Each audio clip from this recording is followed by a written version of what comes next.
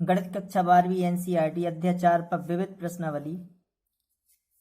अध्याय 4 पर विविध प्रश्नावली का प्रश्न क्रमांक है 5वां कि यदि a बराबर नहीं है 0 हो तो समीकरण दिया है x धन a x x x x धन a x और x x x धन a बराबर 0 को हल कीजिए।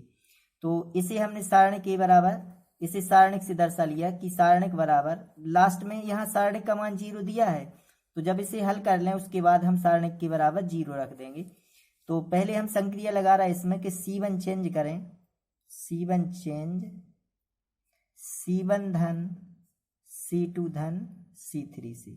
अगर हम तीनों स्तंभों को जोड़ दें तो यहाँ x धन a और x जोड़कर हो जाएंगे कितनी, यहाँ हो जाएंगी 3x धन a।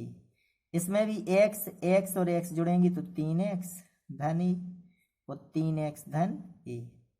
यहाँ ज्यों का त्यों x धन a x और x धन a। अब यहाँ C1 से यहाँ 3x धन a उभयनिष्ठ निकाल दें तो C1 से 3x धन a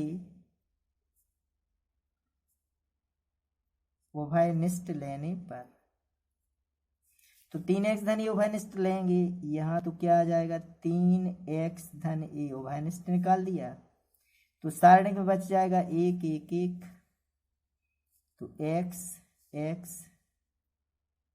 धन a x, यहाँ x और x धन a। यहाँ हम संक्रिया चेंज करें कि R2 में से R1 घटा दें, R2 चेंज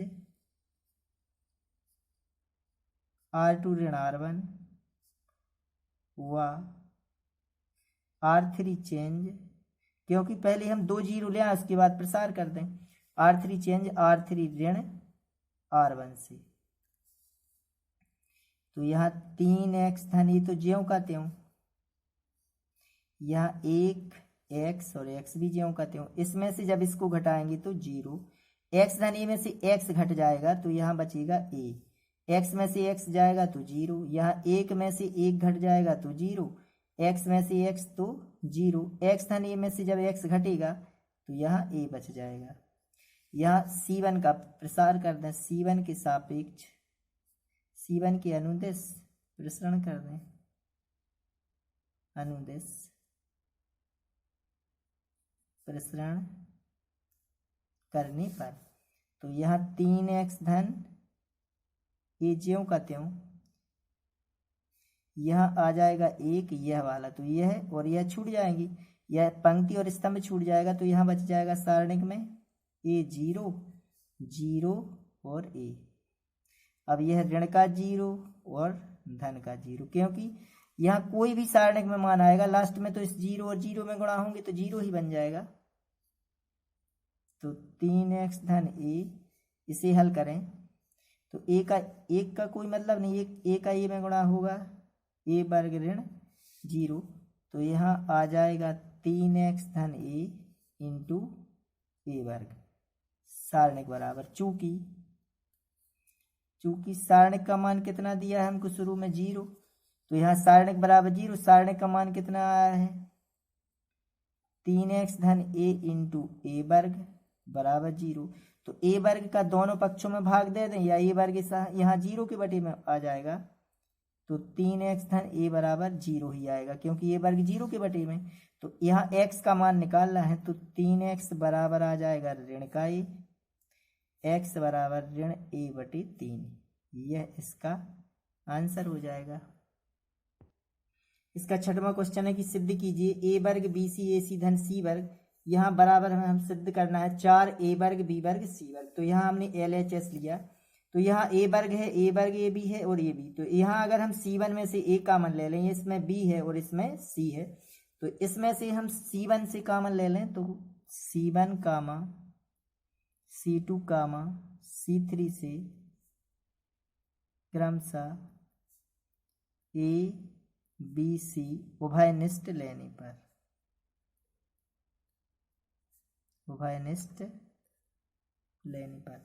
इनमें से यदि हम C1 से a कामन ले रहे हैं, C1 से A कॉमन लें, C1 से A, C2 से B और C3 से C कॉमन लिया हमने, तो यहाँ बाहर आ जाएगा ABC, यहाँ बच जाएगा A, यहाँ A कॉमन निकल गया तो A धन B हो जाएगा, क्योंकि A कॉमन लेंगे तो A बचेगा, यहाँ A कॉमन निकल गया तो B, यहाँ A कॉमन निकल जाएगा तो B बचेगा, यहाँ B कॉमन लेंगे तो बच जाएगा C, यहाँ एक B बचेगा, यहाँ B कॉमन निकल जाएगा तो B धन C, यहाँ से C कॉमन निकला है तो A धन C, यहाँ C कॉमन तो A बचेगा, यहाँ C कॉमन तो C। अब यहाँ पर यदि हम संक्रिया लगाएं कि C1 चेंज करें, C1 धन C2 में से C3 घटा दें, दो को जोड़ें ABC, C1 और C2 को जोड़कर C3 घटाएं तो A धन C हो जाएगा, में से A धन C घट जाएगा तो यहाँ 0 बचेगा। इन दोनों को जोड़ना है और A घटाना है, तो A धन B में B जुड़ेगा तो 2B धन A हो जाएगा और A घट जाएगा तो 2B आ जाएगा। इन दोनों को जोड़ेंगे तो 2B धन C में से C घट जाएगा तो यहाँ भी 2B। यह तो ज्यों कहते हैं C B धन C या A धन C, A और C। अब यहाँ से R2 चेंज कर दें, R2 चेंज, R2 ऋण R3 से, तो यहाँ ABC तो कॉमन ही है तो 0C A धन C, इसमें से इसको घटाएंगे तो 0, B में से जब यह घटेगा तो B ऋण का हो जाएगा और ऋण का C, तो B से B तो कट जाएगा, ऋण का C बचेगा, इसमें से इसको घटाएंगे तो A ऋण C, यहाँ 2B B धन C और C बचेगा। अब यहाँ C1 का प्रसार कर दें, C1 के अनुदिश प्रसरण करने पर, C1 के अनुदिश प्रसरण करेंगे तो ABC, यहाँ 0 फिर ऋण 0 धन के 2B, सारणी में क्या आ जाएगा, यह छूट जाएगा और यह, तो C ऋण का C, A धन C और A ऋण C। अब यहाँ आ जाएगा ABC, यहाँ 2B, इसका गुणा कर दें, C का इसमें गुणा होगा तो AC ऋण C वर्ग। अब ऋण का गुणा होना है और इसका इसमें गुणा, तो फिर ऋण से गुणा तो ऋण ऋण का धन कर दें यहाँ, क्योंकि ऋण यहाँ मिल रहा है, ऋण यहाँ है तो धन C का वर्ग गुणा कर दें, तो यहाँ आ जाएगा AC धन C वर्ग। यहाँ कट रहा है क्या, C वर्ग और C वर्ग कट रहे हैं, तो यहाँ आ जाएगा ABC, 2B AC और AC जुड़ जाएगा तो यहाँ भी हो जाएंगे 2AC। अब इनका गुणा करें तो यहाँ आ जाएगा कितना, 2 दूनी 4 ABC, इसका गुणा करेंगे तो 4 A वर्ग B वर्ग और C वर्ग, यह आ जाएगा RHS। यह सिद्ध हो गया। इसका प्रश्न 7वां दिया है कि यदि A इनवर्स दिया है अपन को और B बराबर 1 2 ऋण 2 1 3 0 0 ऋण 2 और 1, तो ए बी इनवर्स का मान ज्ञात करना है। तो ए बी इनवर्स बराबर होता है B inverse into A inverse. तो ए इनवर्स तो है हमारे पास, लेकिन अभी बी इनवर्स ज्ञात नहीं है, क्योंकि ए बी इनवर्स का मान जब ज्ञात हो सकता है, क्योंकि ए बी इनवर्स बराबर होता है B inverse into A inverse. तो पहले बी इनवर्स की गणना करें। तो बी इनवर्स ज्ञात करने के लिए पहले हम सारणिक बी निकालें। तो सारणिक बी बराबर, तो यह सारणिक, यह आप भी दिया है, क्योंकि 1 2 ऋण के 2 1 3 0 0 ऋण के 2 और 1। अब यहाँ C1 का प्रसार कर दें। C1 के अनुदिश प्रसरण करने पर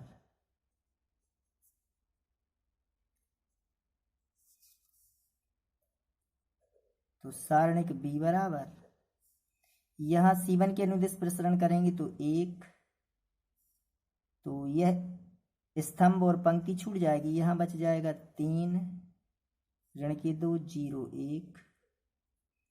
अब ऋण का 1 तो यह और यह छूट जाएगी, तो 2 ऋण 2 और ऋण के 2 और 1 यह छूट जाएगा यह। अब धन का 0 0, क्योंकि इसके बाद इसलिए नहीं लिखते यहाँ सारणिक में, क्योंकि लास्ट में तो 0 में गुणा होगा तो 0 ही बन जाएंगे। तो 1 यहाँ 3 एकम 3 ऋण ऋण का हो जाएगा धन, 2 का शून्य में तो शून्य, ऋण 1 2 का 1 में तो 2, यहाँ ऋण ऋण की धन के 4, तो यहाँ 3 एकम 3, यहाँ ऋण के 2 बचेंगे, यहाँ भी ऋण है तो यहाँ 3 एकम 3, यहाँ b का मान यहाँ ऋण है तो यहाँ भी ऋण रहेगा, यहाँ ऋण है तो यहाँ जब ऋण ऋण का क्या बन जाएगा, यहाँ धन, तो यहाँ भी ऋण ऋण का धन, तो यहाँ कितनी आ जाएंगी 3 एकम 3, यहाँ बच जाएंगे यहाँ धन के 2 हैं, ऋण के 4 हैं तो ऋण के बच जाएंगे 2, तो इसका गुणा हो जाएगा 3 ऋण 2 बराबर 1। तो सारणिक b का मान कितना आ रहा है 1। अब हम ज्ञात करें एडज्वाइंट b की गणना। एडज्वाइंट b की गणना तो पहले b11 निकालें। b11 किस प्रकार निकालेंगे, यह 11 है तो यह और यह छूट जाएंगे, इसका इसमें गुणा इसका इसमें, तो 3 एकम 3। अब सारणिक में लिखें 11 में आ जाएगा यहाँ धन, क्योंकि 1 धन 1 बराबर 2, तो ऋण 1 पर 2 की घात, तो यहाँ क्या लग जाएगा धन। अब इसका गुणा करें 3 एकम 3, यहाँ ऋण ऋण का धन, क्योंकि यहाँ ऋण है तो ऋण ऋण का बन जाएगा धन, और 2 का गुणा हो जाएगा 0 में, तो 2 शून्यम 0 बराबर आ जाएंगे 3। अब यहाँ b12 यानी 1 और 2 3 विषम संख्या तो आएगा ऋण। अब 12 का मान यहाँ से निकालेंगे, यह 12 तो यह और यह छूट जाएगा, 12 का मतलब पहली पंक्ति दूसरा स्तंभ, तो यह और यह छूट जाएगा, इसका इसमें गुणा इसका इसमें, तो ऋण 1 का 1 में तो ऋण के 1 और 0 का 0 में हो जाएगा, तो ऋण 1 ऋण 0, तो यहाँ ऋण ऋण का धन का 1 आ जाएगा।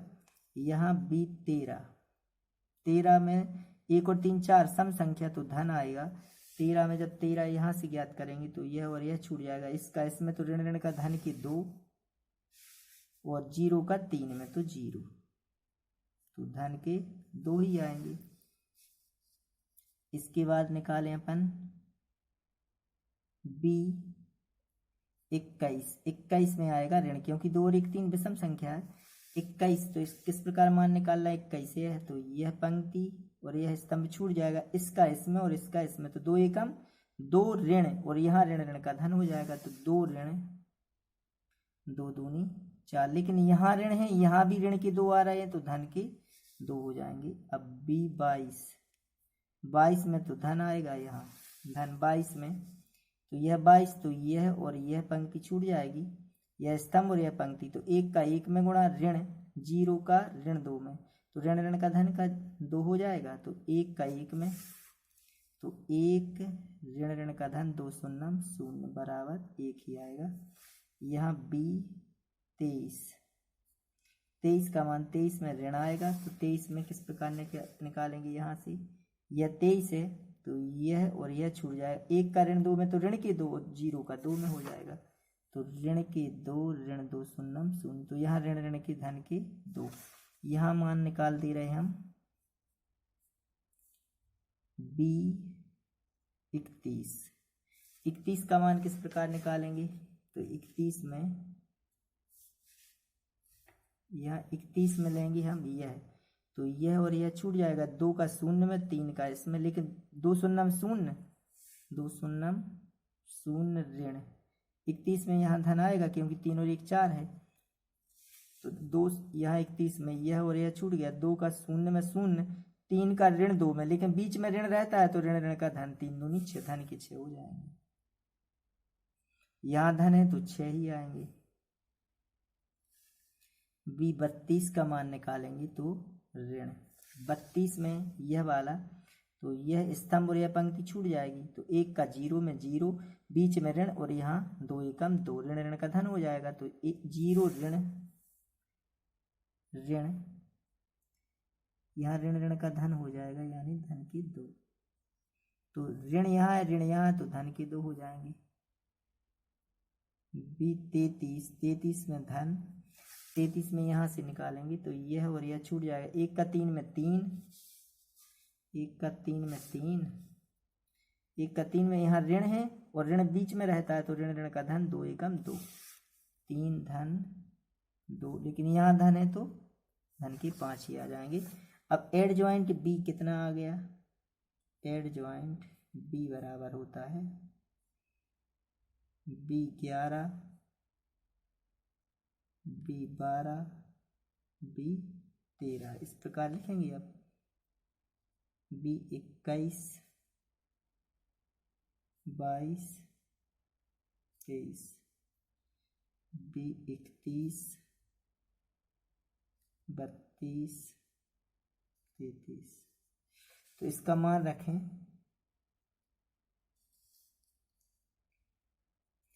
यही करते हैं, कितना आ जाएगा? बी 11 का मान है 3, 12 का 1, 13 का 2, यहाँ 21 का मान है 2, 1, 2, 31 का 6, 2, 5। ये एड ज्वाइंट बी आ गया। अब एड ज्वाइंट बी के बाद ज्ञात करना हमको बी इनवर्स। बी इनवर्स बराबर होता है कि एड ज्वाइंट बी बटे सारणिक बी।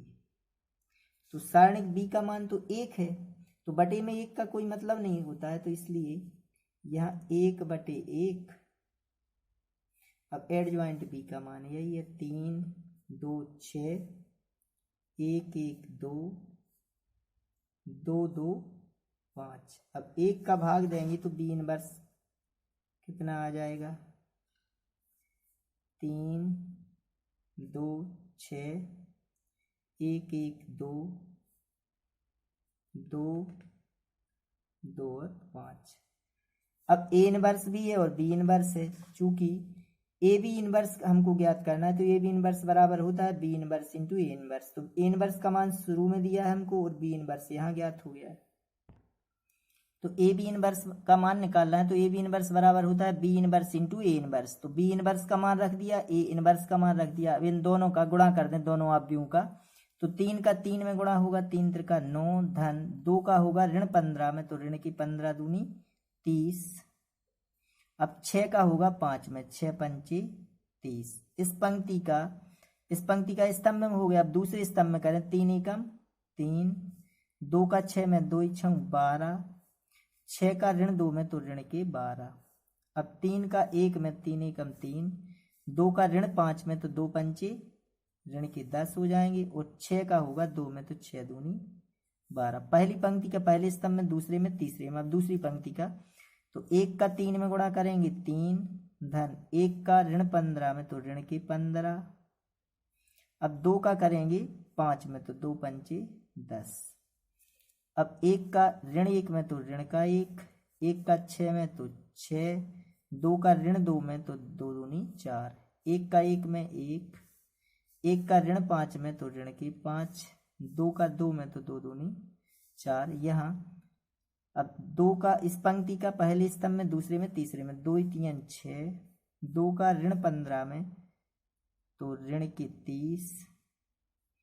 अब 5 का 5 में, 5 25, 2 का ऋण 1 में, ऋण के 2, 2 का 6 में, 2 6 12, 5 का ऋण 2 में, 5 दूनी 10, 2 का 1 में, 2 एकम 2, 2 का ऋण 5 में, 2 पंचे 10, 5 का 2 में, 5 दूनी 10।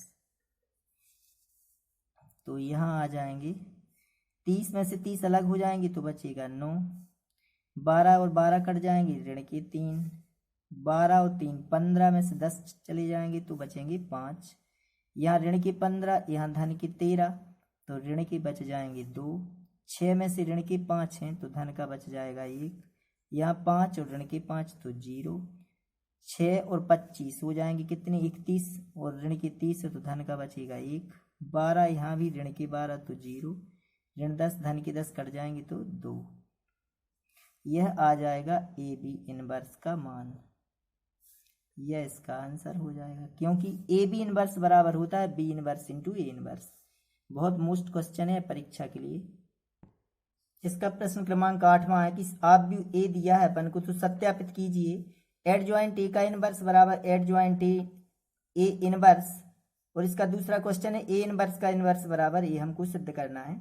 तो बहुत बड़ा क्वेश्चन है, तो किस प्रकार इसे हल करना है।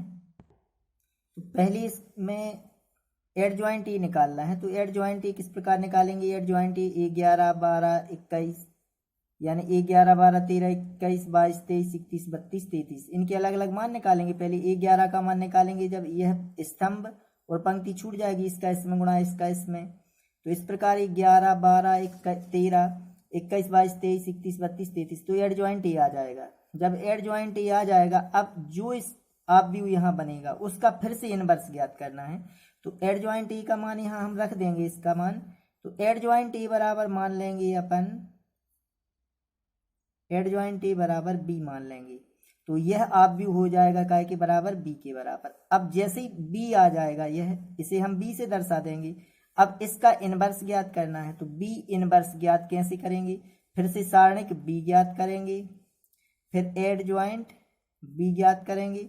जब एड ज्वाइंट बी भी ज्ञात कर लेंगे, एड सारणिक बी का मान ज्ञात कर लेंगे, फिर बी इनवर्स ज्ञात करेंगे अपन की एड ज्वाइंट बी बटे सारणिक बी। अब एड ज्वाइंट बी बटे सारणिक बी का मान आ जाएगा यहाँ पर, तो इसका मान रखकर यह निकल जाएगा। तो बी इनवर्स यानी बी काय के बराबर माना था हमने, एड ज्वाइंट ए के बराबर, तो यहाँ बी की जगह रख देंगे एड ज्वाइंट ए, और यह हो जाएगा इसका इनवर्स। बी की जगह एड ज्वाइंट ए इनवर्स बराबर यह इसका आंसर आ जाएगा। जब एड ज्वाइंट ए इनवर्स ज्ञात कर लेंगे, उसके बाद एड ज्वाइंट ए इनवर्स ज्ञात करना है, तो पहले तो हमको ज्ञात करना पड़ेगा ए इनवर्स। तो ए इनवर्स के लिए कैसे ज्ञात करेंगे, एड ज्वाइंट ए निकालेंगे फिर सारणी के, तो ए इनवर्स ज्ञात हो गया। अब ए इनवर्स की बराबर मान लेंगे हम सी। जब ए इनवर्स बराबर सी ज्ञात हो गया, तो इसका ज्ञात कर लेंगे केवल एड ज्वाइंट भर। तो एड ज्वाइंट कैसे ज्ञात करेंगे, adjoint C, adjoint C के लिए C11 यहाँ C11 C12 C13 इनके मान निकालेंगे, 21 22 23 31 32 33 इसके मान निकालेंगे, सी की जगह फिर ए इनवर्स रख देंगे, तो ये एड ज्वाइंट ए इनवर्स ज्ञात हो जाएगा। यह वाला मान और यह दोनों बराबर होंगे। तो यह इस प्रकार सिद्ध करना है। इसका दूसरा क्वेश्चन है कि ए इनवर्स का इनवर्स बराबर है, तो पहले हम ए इनवर्स तो ज्ञात कर लेंगे। तो ए इनवर्स जब ज्ञात हो जाएगा, ए इनवर्स जैसे यह ए इनवर्स ज्ञात हो गया, तो ए इनवर्स बराबर कोई भी अपन पी से दर्शा देना, ऐसे पी, तो पी बराबर आ गया। अब पी का इनवर्स ज्ञात करना है, तो पी का इनवर्स फिर से ज्ञात करना है इसका, तो पहले सारणिक पी ज्ञात करेंगे, एड ज्वाइंट पी ज्ञात करेंगे, फिर पी इनवर्स ज्ञात करेंगे। तो जो पी इनवर्स जब आ जाएगा, तो पी की जगह हम रख देंगे ए इनवर्स, और ये इनवर्स पी की जगह ए इनवर्स का इनवर्स, जो यह मान आएगा वो आव्यूह ए के बराबर हो जाएगा, आव्यूह ए के बराबर, यह सिद्ध हो जाएगा दूसरा। तो बहुत बड़ा क्वेश्चन है, लेकिन हमने पूरा बता दिया, आप लोग इसके कर लेना। इसका 9वां क्वेश्चन है एक्स बाई एक्स धन बाई बाई एक्स धन बाई एक्स, इसका मान ज्ञात करना है। तो इसे हमने सारणिक के बराबर दर्शाया, तो यहाँ हम संक्रिया लगा रहे हैं कि C1 चेंज C1 धन C2 धन C3 से, तीनों को जोड़ दें और C1 को चेंज कर दें, तो क्या आ जाएगा, x बाई और x धन बाई, तो 2x हो जाएंगे 2 बाई हो जाएंगे, तो 2 कॉमन निकाल दें, x धन बाई आ जाएगा। यहाँ 2 बाई हो रहा है 2x हो रहा है, तो 2 कॉमन, तो x धन बाई, यहाँ भी x धन बाई x बाई है, तो यहाँ भी 2 कॉमन निकाल दें और x धन बाई, यहाँ बच जाएगा बाई, यहाँ x धन बाई, यहाँ x धन बाई x और बाई। अब यहाँ से हम C1 C1 से 2 x धन y